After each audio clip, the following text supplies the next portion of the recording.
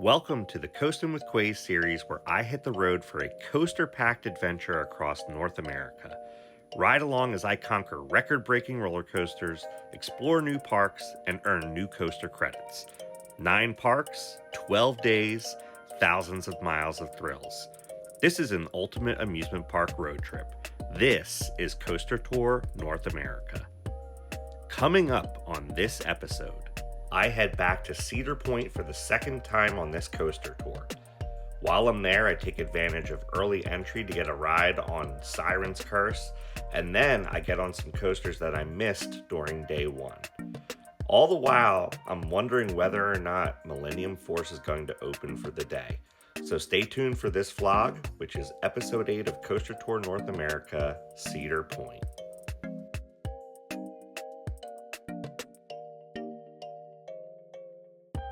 Well, hello there.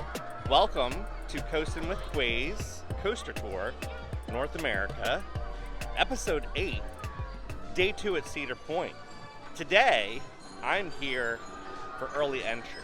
Now, if you did not watch Episode 1 from Cedar Point, Coaster Tour North America, Episode 7, I would watch that first because I got my first rides on Siren's Curse, Steel Vengeance, Top Thrill 2, so I give all my impressions on those rides. Today, I'm going to be cleaning up a little bit, trying to get on some rides I couldn't get on last time, getting some re-rides, and so forth. Millennium Force was down all day yesterday, so not good. That's supposed to be one of the rides that's open for early entry, but it hasn't been cycling, so I don't know what's going on with Millie, but hopefully at some point today, it goes up and I can get on it. I'm going to walk over there now and see what the deal is, since that's supposed to be open for early entry. So, if you haven't already, please subscribe to stay up to date with this whole series, Coaster Tour North America. But let's get riding here at Cedar Point. Alright, so Millennium Force is not running, and since that was supposed to be open for early entry, instead, they have Siren's Curse running. So, I'm going to get a ride on that instead, and then that will probably be my final ride on Siren's Curse for this coaster tour.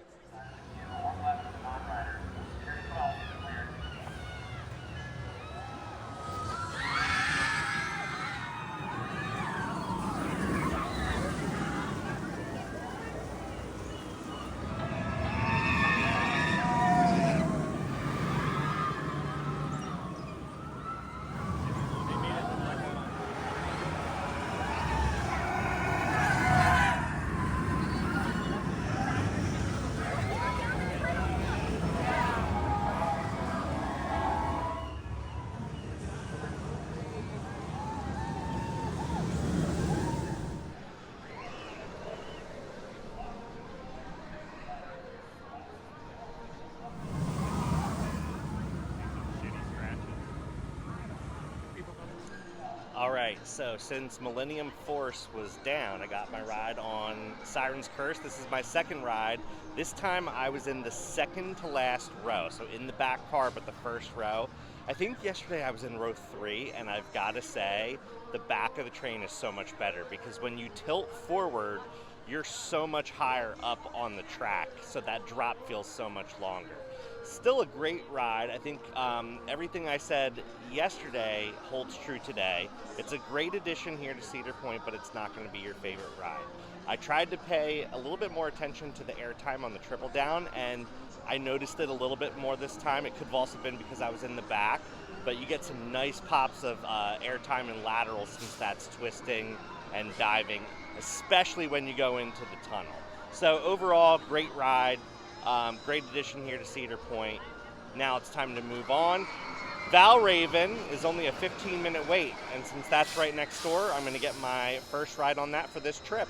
So Siren's Curse is literally right next to Valravn, which is kind of funny because they're both, in a sense, diving coasters.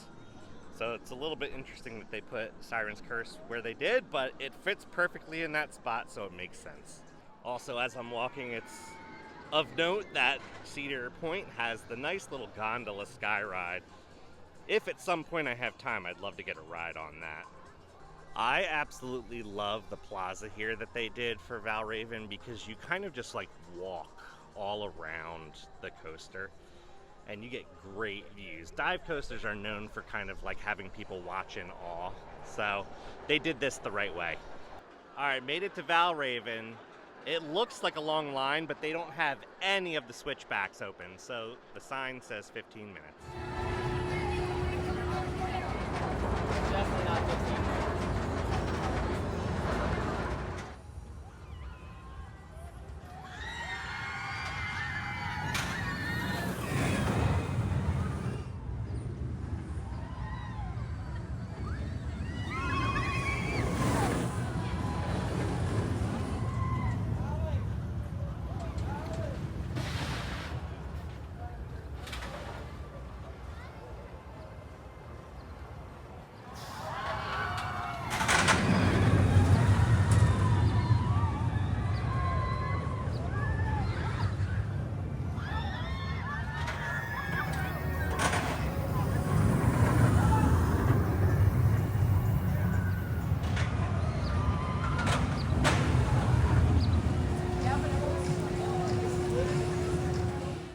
Got a third row ride on Valravn. It actually took about 40 to 45 minutes, but that's not too bad because it allowed me to get a lot of footage, which was great.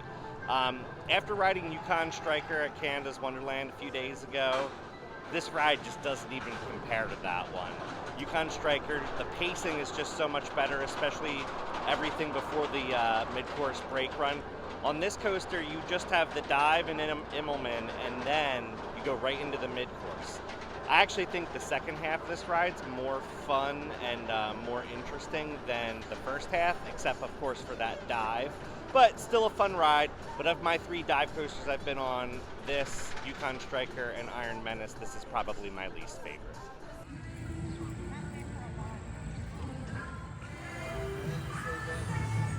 All right, Raptor's still not running. It wasn't running yesterday, so I'm gonna skip that for now, and I think I'm gonna make my way back to Magnum because I haven't gotten a ride on Magnum yet.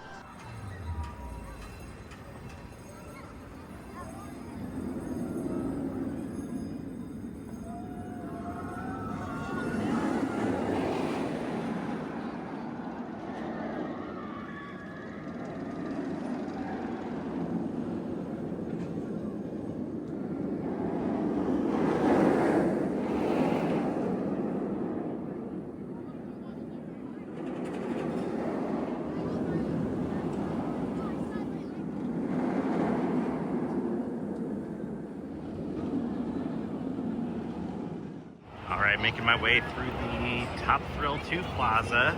I got a ride on this for the first time during my last visit yesterday. Amazing ride. I'm going to try to get back on it at some point today. Made it back to Magnum XL-200. Let's get a ride on the world's first hypercoaster. Let's go.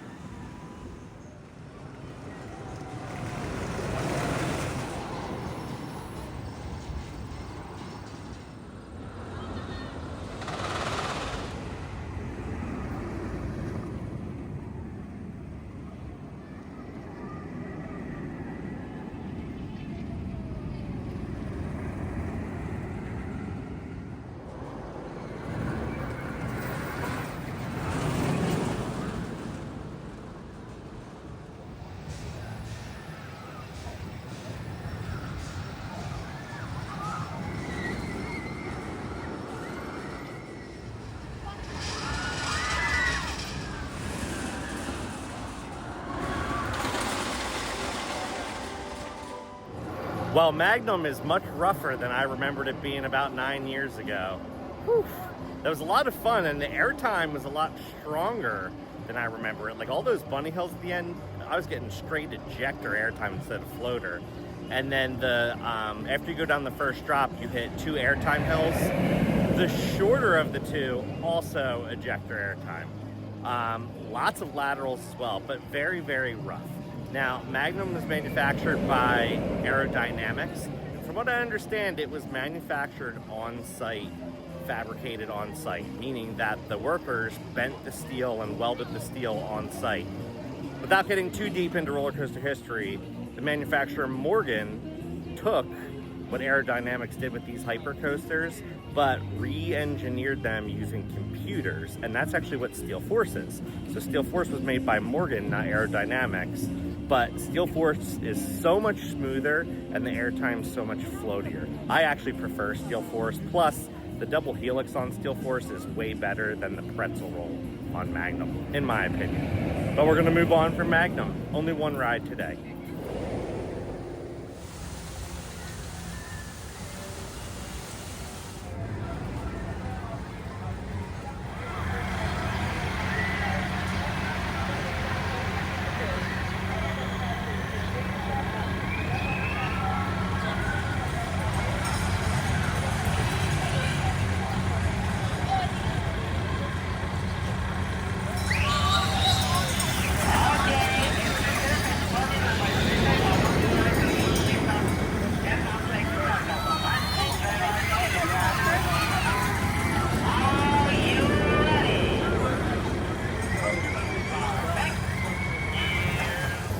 Well, I dipped into Camp Snoopy because there's only one credit here at Cedar Point that I still need, and that's Wilderness Run.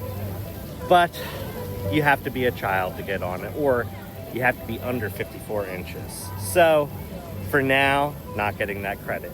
Since then, I have walked over here to Frontier Town because my plan is to get a daytime ride on Maverick, and then I'd like to get on Steel Vengeance again. Steel Vengeance is temporarily down, so we'll see if it comes back up, in which I'll get on first.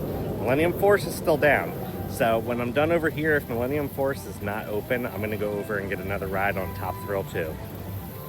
You know, the Frontier Town area of Cedar Point is one of my favorite areas of the park, if not my favorite area. It is just themed so well, and it has such a vibe to it.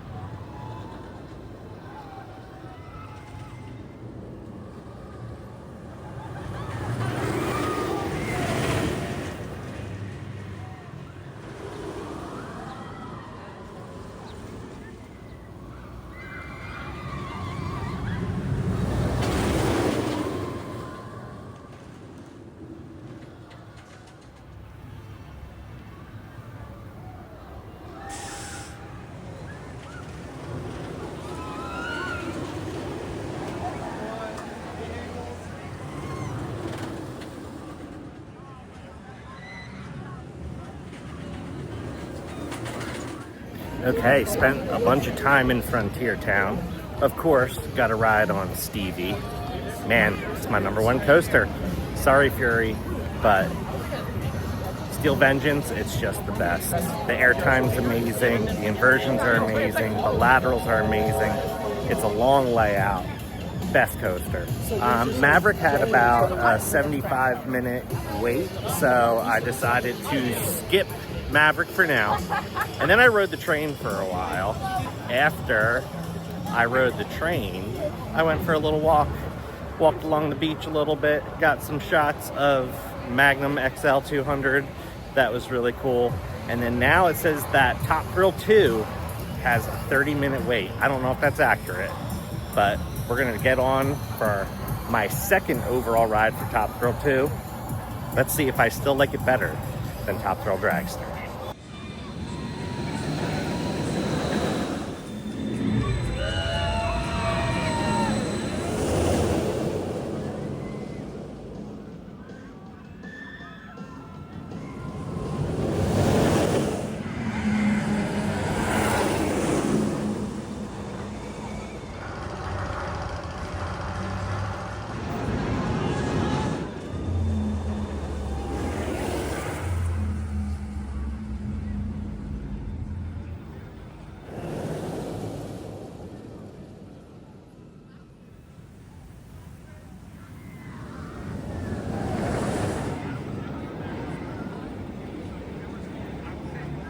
The app said 30 minutes. The ride queue said 45. In actuality, it was an hour, and it was worth every second of that hour wait. Top Thrill 2 is unbelievable. Absolutely amazing. You know, the first launch is kind of like, okay, let's get going. The backwards launch punches it up a little bit, and then that backwards spike is unbelievable. It's forceful, but then it's super floaty. Your butt comes off the seat and you just go all the way up. You fly down, do that third launch, and then right as soon as you hit the curve of the top hat, you are like up out of your seat. The airtime was unbelievable, and you're out of your seat for the rest of the ride until you hit the straight track on the bottom. When you hit that twist, you get amazing laterals. It's so good. I have to think about where this falls into the park ranking, but it might be in like the top 3. It might be top 3. I don't know. But it is so, so good. If you come here, you gotta get on this ride. All right, I just checked the app to see Maverick's wait time, and I'm out of breath because I literally just jogged over here. Millennium Force is running. It's got a 75-minute wait, but I don't care. I'm getting on it. Let's go. All right, I'm here. Waiting in line. Let's go.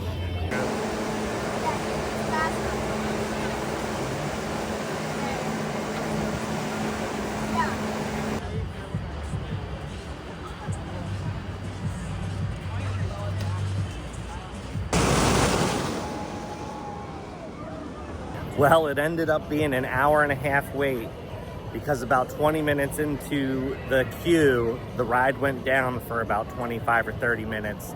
But I was able to get on and get a back row ride on Millennium Force to close out my visit to Cedar Point. I was like feeling down all day today because every time I would look, Millennium Force was down, Millennium Force was down. And finally it went back up and I was able to get on it. And that ride is as good as I remember it being. You know, people call it Millennium Forceless. It is not forceless at all. At the bottom valley after that first drop and those first couple turns, it's super intense. And then you go over the giant airtime hill, get some decent airtime in the back. And then those couple of turns on Millennium Island are like really intense. And it's paced really well. You fly the entire time. There's 2 short sections of straight track, but honestly, this ride has so much other stuff going on that like those couple short sections, they really don't hinder the ride experience at all. So Millennium Force, still a top ride here at Cedar Point, and I'm so glad that I was able to get on it. Now I need to get to the gift shop so that I can get the Nano Coaster, because I'm trying to get all the Nano Coasters for all the Giga Coasters in North America. So far I have Fury and I have Leviathan. I need to get Millennium Force. But great day here at Cedar Point. I got on a lot of great rides again for the second time. Steel Vengeance, Siren's Curse, Top Thrill 2. I didn't get a ride on Maverick today. I really wanted to, but because I hadn't been on Millennium Force yet, I really wanted to prioritize getting on Millennium Force, and I had a great night ride on Maverick yesterday. So I'm definitely gonna call it a day and get out of here. But it felt so good to be back here at Cedar Point again. I can't wait to come back in the future. For the next episode of Coaster Tour North America, I'm heading up to Chicago to go to Six Flags Great America. It's gonna be my first visit there, and I'll also get to go on the brand new dive coaster, Wrath of Rakshasa. So make sure you're subscribed so you can watch that video as that comes out. And until next time, keep on coasting.